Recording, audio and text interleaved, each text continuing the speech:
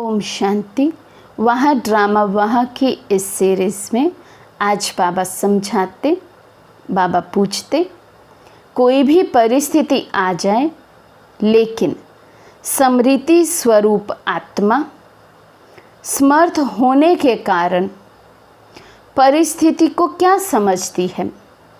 बाबा कहते परिस्थिति हर एक आत्मा के सामने आती है, लेकिन जो समृति स्वरूप आत्मा होगी, क्योंकि वो समृति स्वरूप है, माना उसे सदा ये याद रहता है कि मैं आत्मा हूँ, ड्रामा चल रहा है, मेरा पाठ है, ड्रामा फिक्स है, ड्रामा कल्याणकारी है।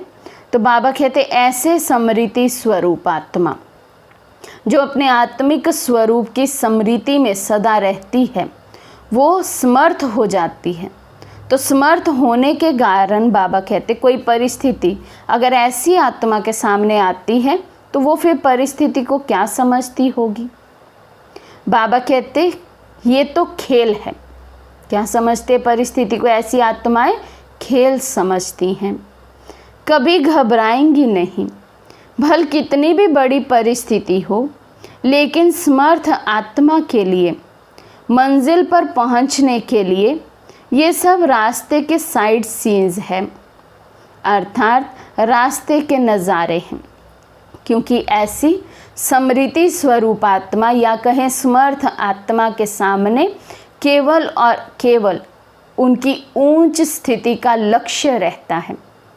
तो उस लक्ष्य पे उनको पहुंचना है, और ये सब परिस्थितियां जो आएंगी, जो पेपर आएंगे, उनको बाबा कहते वो आत्माएं ऐसे समझेंगी, ऐसे देखेंगी जैसे कोई खेल है, या फिर वो सोचेंगे जैसे कि ये साइड सीन है।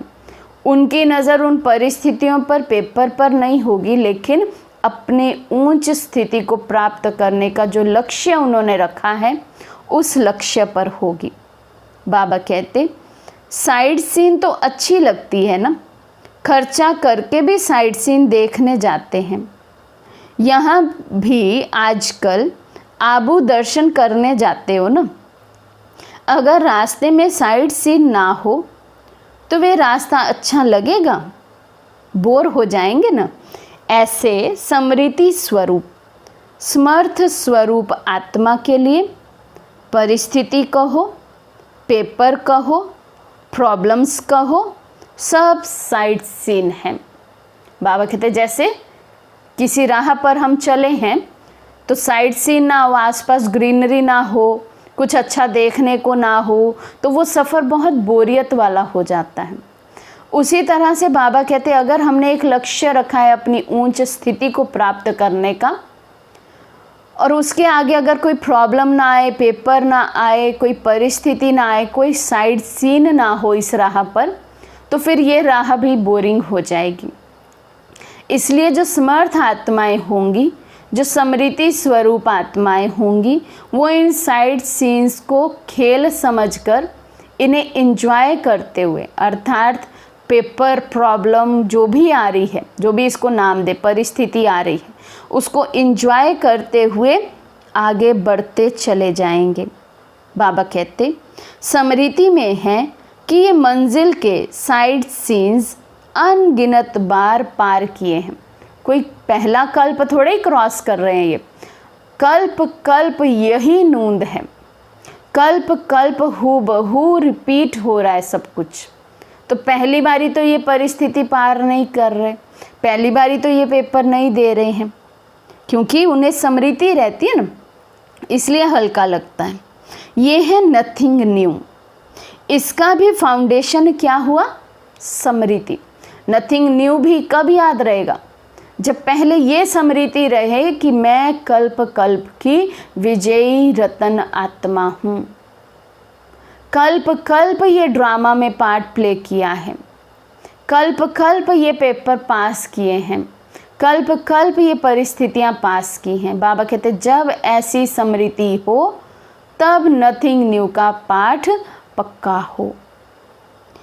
अगर ये समृति भूल जाती, अर्थात फाउंडेशन हिला, तो जीवन की पूरी बिल्डिंग हिलने लगती है। बाबा पूछते आप तो अचल हैं ना, बाबा कहते यदि ये फाउंडेशन हिल गया, ये स्मृति हिल गई नथिंग न्यू की, ड्रामा कल्याणकारी है, हूबहू रिपीट हो रहा है, जो हो रहा है पहली बारी नहीं हो रहा, नथिंग न्यू, हर कल्प ये सब देखा है और पास किया है इसको और अपनी ऊंच स्थिति की मंजिल को प्राप्त किया है, क्योंकि मैं कल्प कल्प की विजयी रतन आत्मा हूँ। बाबा कहते अगर ये स्मृति नहीं रहती तो ब्राह्मण जीवन की ये जो बिल्डिंग है उसका फाउंडेशन हिलने के कारण पूरी बिल्डिंग हिल जाती है। तो इसलिए बहुत बहुत अटेंशन देकर वहाँ ड्रामा वहाँ और नथिंग न्यू के पाठ को हम सभी आत्माएं पक्का करती जाएं।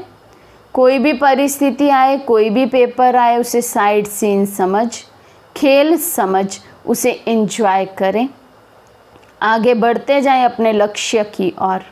और कोई ना कोई एक स्थिति का लक्ष्य अब समय प्रमाण ज़रूर रखें, टाइम ड्यूरेशन भी रखें, इतने समय में मुझे इस स्थिति का गहरा अनुभव ज़रूर करना है। तो ऐसा लक्ष्य रख अपने पुरुषार्थ को तीव्र गति से उड़ती कला में हम ले जाएं, तो बाबा कहते पार हो सकेंगे। अच्छा, ओम शांति।